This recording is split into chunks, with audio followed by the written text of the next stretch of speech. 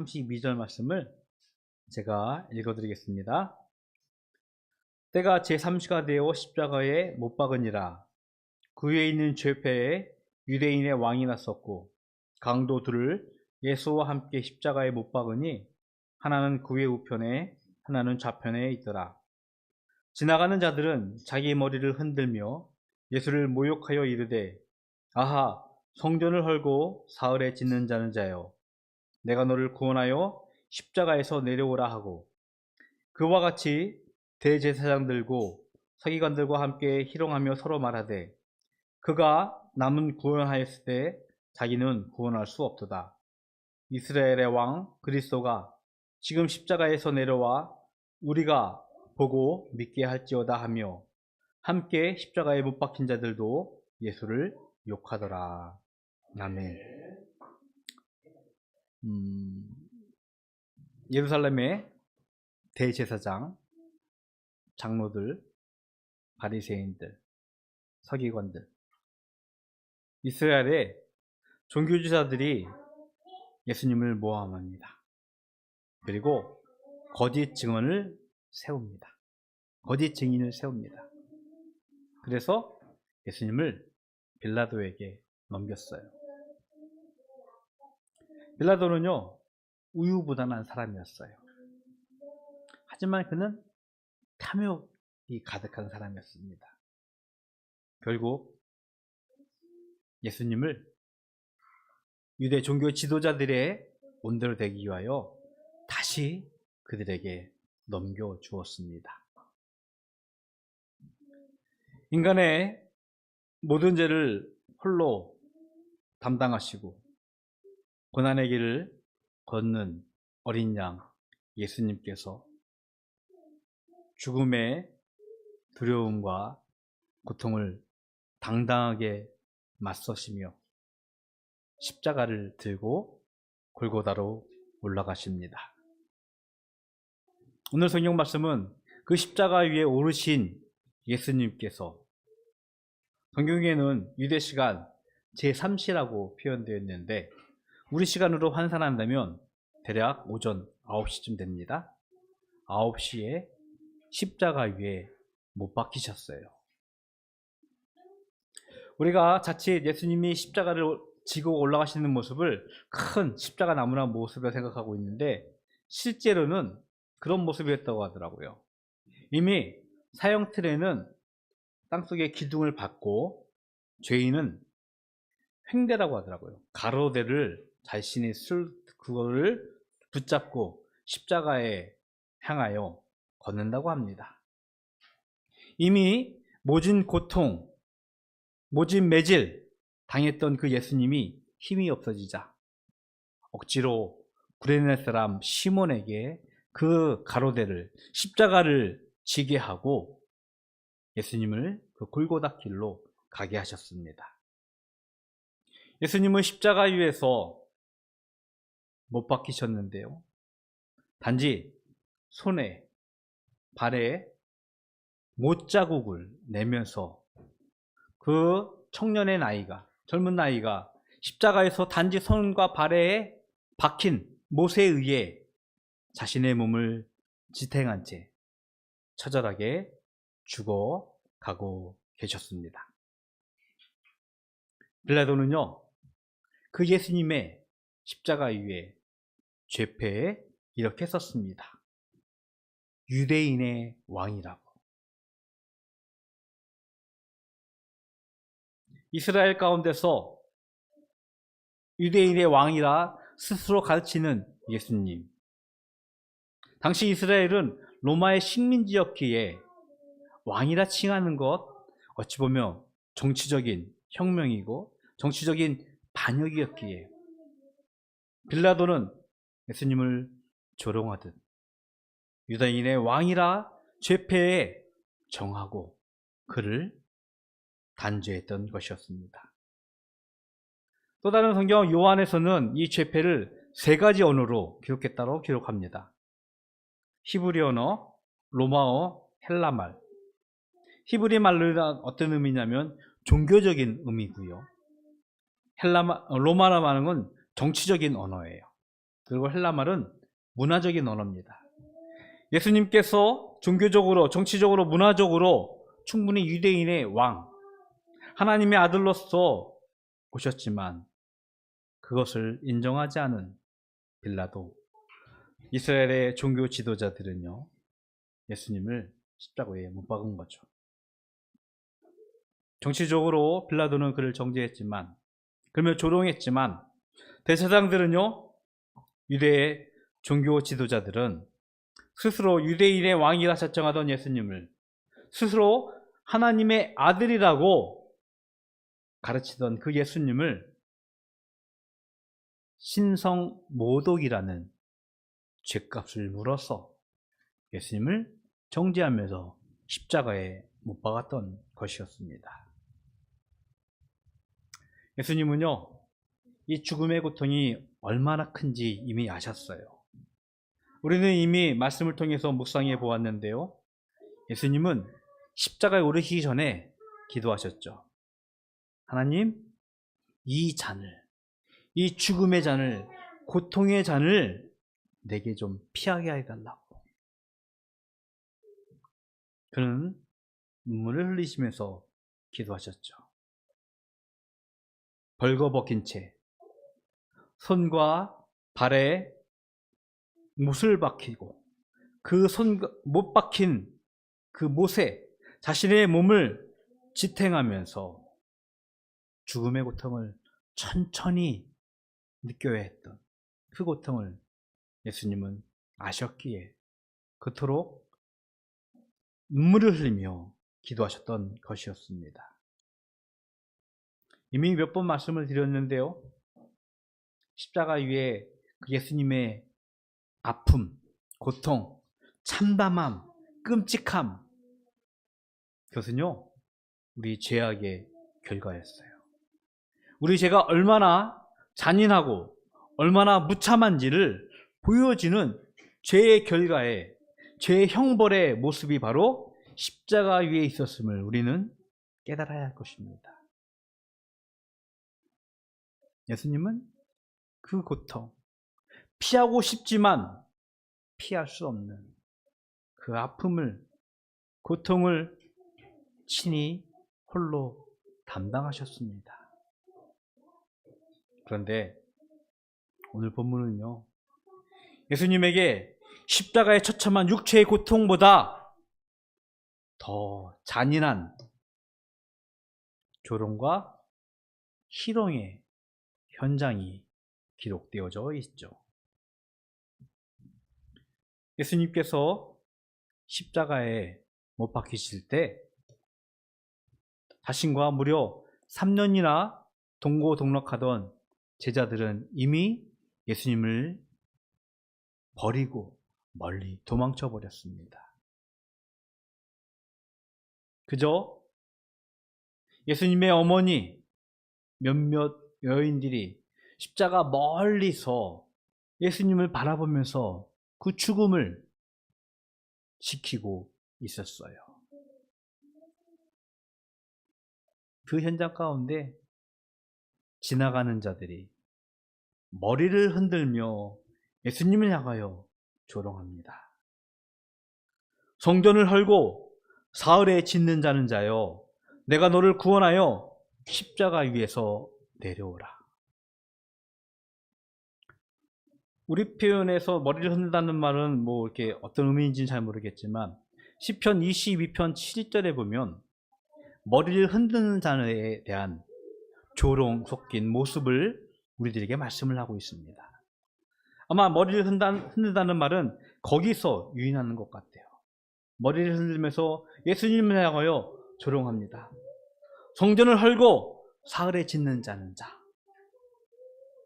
글쎄요, 조금만 우리 교회 건물을 헐고 다시 짓는데도 사흘은 분명히 더 걸릴 거예요.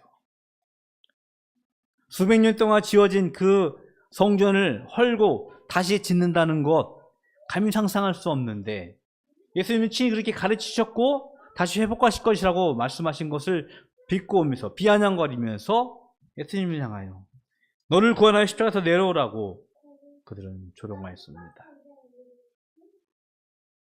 끔찍한 십자가 위에서 고통으로 찢어지고 죽어가는 예수님의 몸이 성전이었건만 이를 깨닫지 못하는 자들이 죽어가는 예수님에게 십자가 위에서 내려오라고, 너를 구원하라고 조롱하고 있었던 것이었습니다. 또한 거짓 증인을 세워 예수님을 모함하던 대제사장들, 서기관들도 이렇게 말합니다. 남은 구원하였지만 자신은 구원하지 못한다고.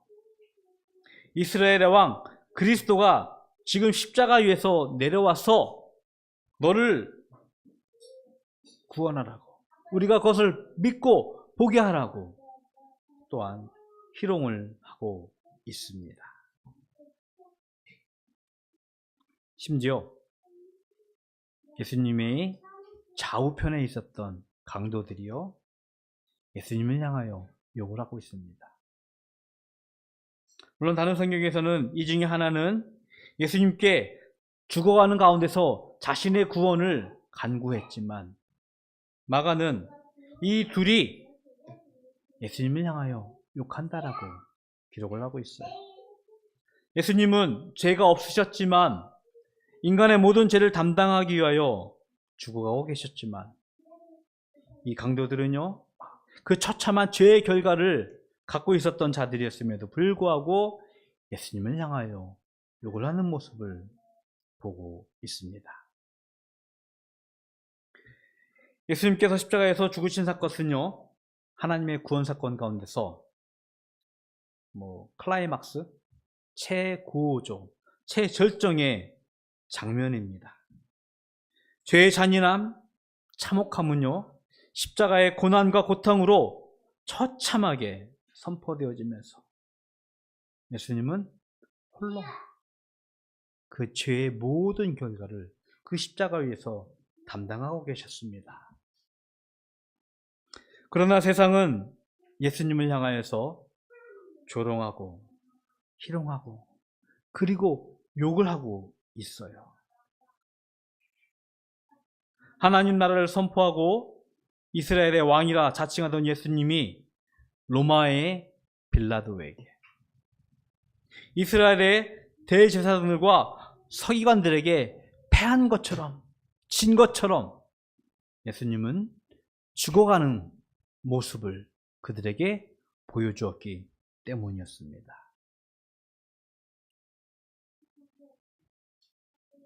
놀랍지 않습니다. 세상은 여전히 교회를 향하여, 예수님을 향하여 조롱하고 희롱을 하고 있죠. 너무나 많은 끔찍한 일들이 벌어질 때마다 하나님이 어디 있어? 하나님이 살아계시다면 저런 일이 과연 가능해? 라고 하면서 예수님을 조롱하고 하나님을 희롱하는 것이 우리 세대의 모습이에요. 안타깝게도 예수님의 사랑, 희생, 헌신을 가르치고 있지만 교회는 권력을, 힘을 쫓아가는 모순에 빠져 있기도 합니다. 그것이 세상의 조롱과 희롱이 된다면, 욕을 먹는 짓이라면 그건 마땅할지 모르겠어요.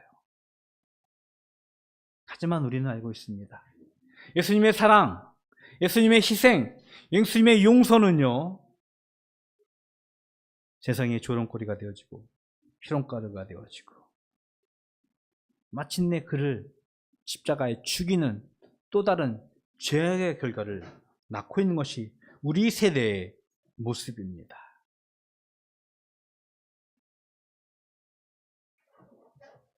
그럼에도 예수님께서는요, 그 십자가 위에서 하나님의 사랑과 용서를 저버리지 아니하십니다. 예수님의 사랑과 희생, 섬김이 우리의 믿음과 소망이 되어지고 그것을 통하여서 마침내 하나님의 구원이, 하나님의 용서가, 하나님의 긍휼이 선포되어졌던 것입니다. 모든 이들이 조롱을 하고 있습니다. 모든 이들이 욕을 하고 있습니다. 하지만 그 십자가의 죽음은요, 마침내 십자가의 영광으로 우리 가운데 선포되어졌던 것입니다. 몇 번 말씀을 드렸지만 이런 말씀을 드립니다. 역사는 만약이라는 가정을 허락하지 않죠. 그럼에도 이 만약이라는 역사적 허구를 오늘 본문의 말씀에 한번 대입해 보십시오. 예수님이 지나가는 자들의 조롱을 듣고 대제사장들과 서기관들의 희롱을 들으면서 그 십자가에서 내려오셨다면 세상은 어떻게 되었을까요? 어쩌면 십자가의 죽음은, 십자가의 고통과 고난은 역사 가운데 파묻힐 수 있겠죠. 하지만 하나님이 끝내 인내하시고 용서하시고 사랑하신 하나님의 구원은 우리 가운데 성취되어지지 않는 미지의 역사로 남을 뿐일 것입니다.